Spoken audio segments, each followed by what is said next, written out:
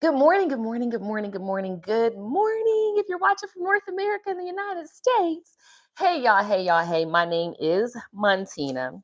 I have an agenda. This is not a prayer call, but if a sister friend invited you, they love you, girl. They care about you.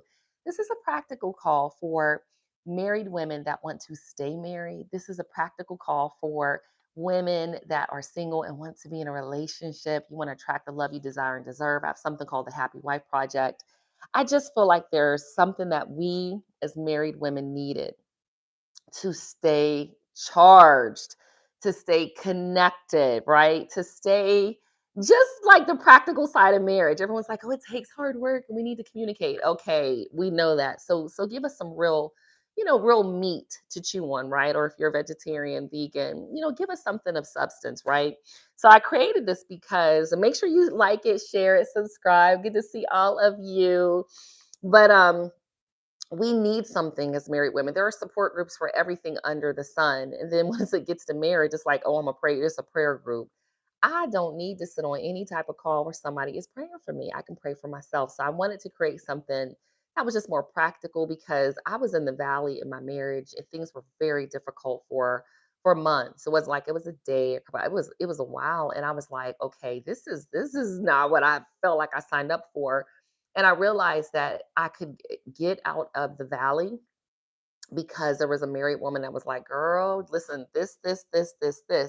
And it made sense because you can walk away, right? You chose him.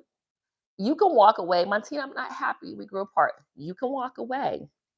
And the challenge you're going to run into is the people that are encouraging you to walk away aren't going to be the ones encouraging you, when you need some help, when you need some financial assistance. And she really made me think about some things. And I said, oh my God.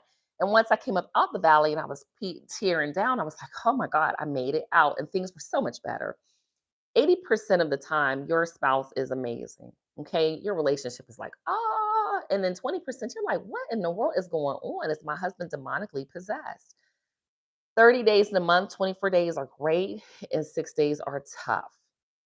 It's like being on your period. I call it menopause. So I created this because y'all know what? We just need some practical information sometimes. I get text messages from y'all, I get emails from you. You guys comment on my videos. This is the 51st call. And I'm serious about it because I want you to stay married. I want you to have solutions. And it's just not that hard once we kind of understand how to be emotionally mature, once we understand how to have radical acceptance, have some humor in there, and just understand that we need to pray before we say, because your husband crazy, just like my husband crazy, girl, you're going to get through it. Okay. Bear with me a little bit. I'm getting over a cold. Good morning, y'all. Good morning. So bear with me a little bit. All right, so as we get through this, I always have an agenda. You'll pretty much hear me say and repeat some of the same stats. And while I'm exercising, sometimes God will give me something, or just sometimes I'm just thinking, I'm looking at other marriages, I'm looking at my marriage, and I'm just like, oh, I can offer some information and inspiration. What is inspiration? To inspire means to breathe life into others, means to breathe life. Okay. So I keep my cup in overflow. So I give to you from my overflow. So hey to all my girlfriends. Hey, Dr. Kia. Hey, your pa. Hey, Glendora. I'm so happy y'all are here. Hey, Angelica. Hey, hey, hey. All right. So what we do with our agenda is just go through our devotion. I talk about being empowered, practical, all of that. And it's just a simple, quick call, y'all. It's a daily dose. And I so appreciate y'all joining me every day. It just blesses my spirit, y'all. So, with that said, and y'all know what I go 50% of first marriages end in divorce, 67% of second marriages end in divorce. And I'm going to tell you, 73% of third marriages end in divorce. So, the likelihood of us being divorced is highly likely. So, we have to be proactive, right, in our relationships, in our marriage. So, it's important. Okay. That's why I'm here. It's important. So, again, share this with a friend. So, from our devotion, I like the battlefield of the mind. This is just where we're at right now. Because we have an enemy, Satan attempts to defeat us with strategy and deceit through well laid plans and deliberate deception. Okay. So, sometimes we're like, dang, I just feel like it's one thing after another. It is. And once you kind of understand, it is one thing after the other because you have a real enemy, you have a real target on your back, especially if you are married and have a good husband or a decent husband or someone you care about. There is. And I think that I recognize this as like a younger one, like as a little girl. And things just kept happening and happening and happening and happening. And my life story isn't important right now, but I have a real unique life story.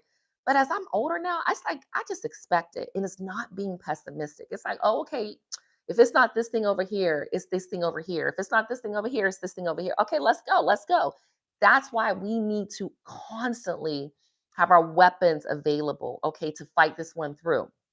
All right, because you got to get through this because there's always going to be something on the other side of this, right?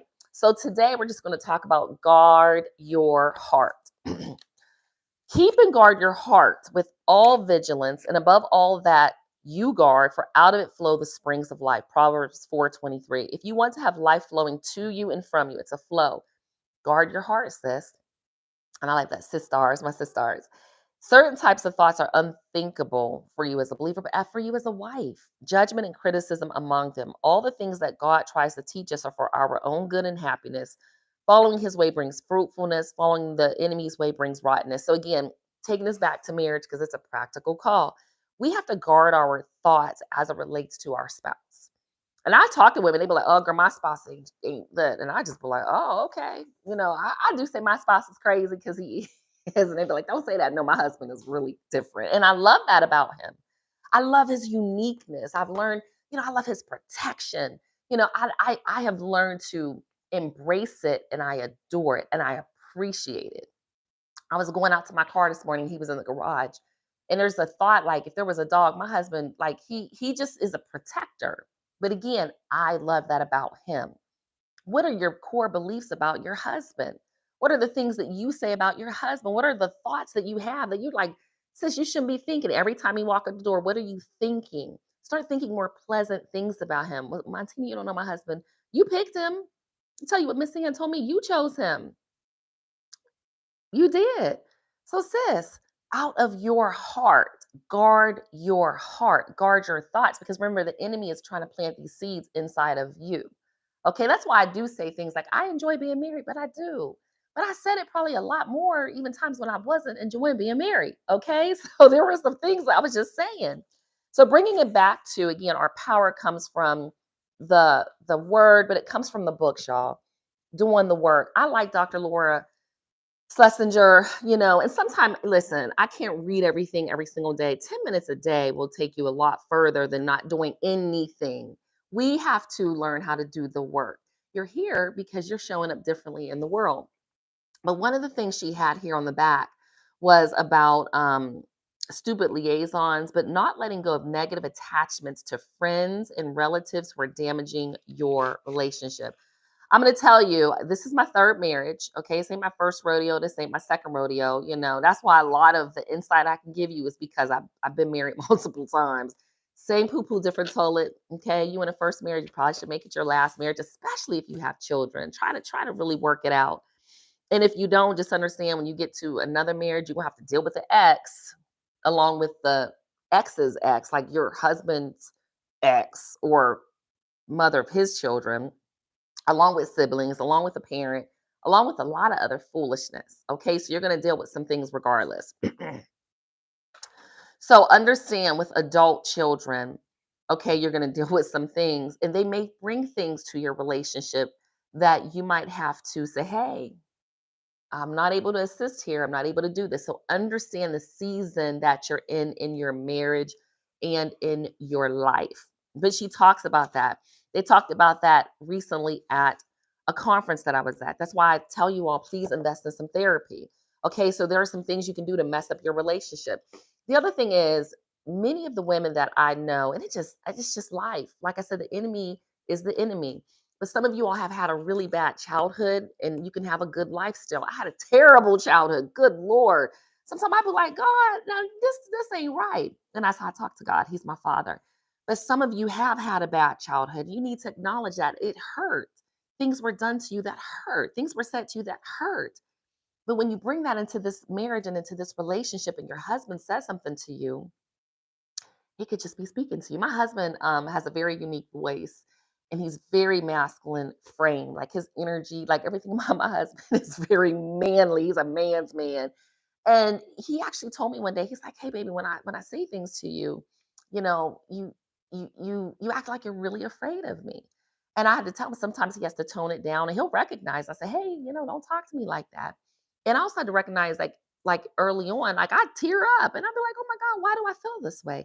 So again, recognize that inside of you with your childhood, that inner child inside of you, especially if you didn't grow up around manly men. My husband is very manly in his nature. So some things I would just be like, whoa. And now, he'd be saying things like, don't be so sensitive. No, no, no. I'm a woman. I am sensitive. This is who I am. It's my feminine energy and my nature. Okay. The other thing is pray before you say, sis. Sometimes you just need to just shut up, be quiet, talk too much. You just talk too. I used to talk too much too. Okay. So I ain't telling you nothing. I ain't telling myself. Shh. Okay. Some things don't just need to be, and in your mind, you need to just say, oh, I have to be emotionally mature. Okay. Be emotionally mature. Pray before you say. Meditate, listen to God. God, speak through my mind, think through my vocal cords, less of me, more of you, none of me, all of you. Start to think about your husband. When I came home yesterday, my husband, I just could look at him and tell something was going on. And it was actually something um, going on. And I was like, well, how was your day? It was like, it was long. Okay. And then he went, he had football practice and came home and we watched TV and ate some dinner. And typically I don't like to eat late at night. But because I knew something was going on, I fixed some dinner. We ate late at night and we didn't even talk about the situation because we didn't need to. Okay, so understand when there's silence, your husband might be dealing with some things. And remember, we're women. He's the problem solver. Let him figure it out. You don't have to own everything. Okay. The other side of this, understand the purpose of marriage is to make you the best version of yourself, sis. Woo, woo, woo, woo. To make you the best version of yourself, okay? Of yourself. It really is to make you the best version. This is called the Go Giver Marriage, and I just reference it. It's a cute story to listen to on Audible. Very, very cute story. And it talks about marriage, how it should flourish, the vine. It's a beautiful story, very beautiful story. The last thing is just making it practical. This is my favorite part of our segment, okay? Excuse me again. All right, so I was thinking about it again. I talk about a lot of joy. The joy of the Lord is our strength. But as we're talking about this joy, you are his prize jewel. I really believe that we are the prize in the relationship. Now, there's some men, I'm the prize, whatever. You believe what you want. Okay, at the end of the day, you are his jewel. He chose you. Okay, unless you asked him to marry you, and you probably didn't. You are his prize jewel. You are the center for him. You do it for him, sis, because otherwise he wouldn't have asked you. Okay. There's plenty of people, I mean, literally in this world. Okay. Also, make sure you're keeping your cup in overflow. Your husband really should get the best of you. That's why I say my husband's my favorite friend. So when he walks through the door, I try to be very joyful. Hey, honey, put my energy up. But you have to stay in overflow in order to give that to him. And also, your husband doesn't necessarily want somebody younger, but he wants our youthfulness. And that's at any age. My grandma, 86, y'all, and she's still youthful. So again, practicing that from joy. You are his jewel. Keep your cup in overflow for your husband. Okay, he's your priority. You should not be on the phone when your husband walks through that door. That's something I've actually taught literally to my daughters. If I hear I'm on the phone and the husband walks in or my daughter has fiance, I say, okay, I'll talk to you later. Like they know you should not be sitting on the phone. Your husband's walking through the door. Okay. You can't have your dog being happier to see your husband than you. That's just not like seriously. And if you haven't been quote unquote trained or taught that way, you wouldn't know. Okay. So the kids greet him, you greet him, whatever season you're in. But when he walks through the door, I'm always like up. I'll give him a hug, kiss. How was your day? Here's some water for you. So again, don't let somebody else treat your husband better than you do. His secretary going to get his coffee, don't let someone treat him better than you do. The other thing is, I had it here is sometimes we need to switch it up. I go to yoga, I go to Pilates, I go to bar, I go to cycle. I might walk in the neighborhood. I might switch it up. Switch it up, sis. Switch it up. Switch up what you're wearing at night. Switch up. I wear the same perfume at night because it lets kind of signals him some things. But again, where do you need to switch it up? Do you text your husband at least during the day? Just say, hey, baby, I'm thinking of you. Hey, I love you. I appreciate you. Do something to switch it up, sis. Because again, I think my marriage is blissfully boring, but blissfully happily boring. It's kind of routine, but I'll still switch it up here and there. Be creative. And that's the last thing I'll leave you with is be creative. Okay. That's it, y'all. I just like to come here and share these things because I do believe in marriage. I like being married. It's fun for me. Okay. It hasn't always been. I wish I would have had something like this younger, I wish I would have had something like this taught to me. I wish I would have had women that were encouraging me to say, hey, marriage is a little tough, but these are the practical things you can do to get through. I just didn't know what to do. I really did. I was running around, just didn't know what to do. Your hobbies create your happiness. You need a hobby, sis. You can knit, you can sew, you can cycle, you can Pilates. You should not have a life where you don't have any hobbies as a woman. Okay, you need things to do. One of my daughters creates wine. She actually has a wine. Another one likes to build things. That's kind of her thing. She's that screen import. She's a school teacher. So again, find things that bring you happiness and joy outside of your husband. Okay. Other thing is your self care, self maintenance. Self care is are the things that you do that are spiritual, emotional, mental, and physical. Your self maintenance, like today, I'm going to go get my nails done. Just that's my self maintenance. Unicorns and rainbows. You need sisters. You need a sister circle. Should be running around in life talking about, I don't have no girlfriends. Why? What's going on? I don't trust any women. Why? Deal with these things in therapy. Put on your whole armor. Ephesians 6:11. We got to walk out here. Girl, be tough with it. Be confident with it. Be sexy with it. Don't be walking out of here looking crazy. Put you some little earrings on. Even I just came home from the gym. I didn't wear my lipstick, but if I was single, I would have. Okay. Put you something on. And remember, no weapon formed against you shall prosper because the joy of the Lord is your strength. You got this, sis. Woosah. Even when he acting crazy, you got this, sis. I promise you, you do. And I'm over here cheering for you. Your big sis over here cheering for you. Okay. Oh, don't forget to sign up to go to Cancun. Now, come on, y'all.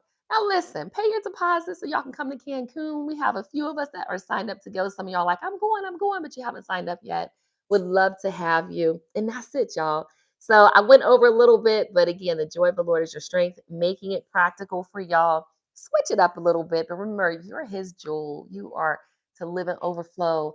Get your youthfulness and your energy up. When he walked through the door, be lively. Even my soft spoken, be lively. Okay, because remember, you do it for him, sis. All right.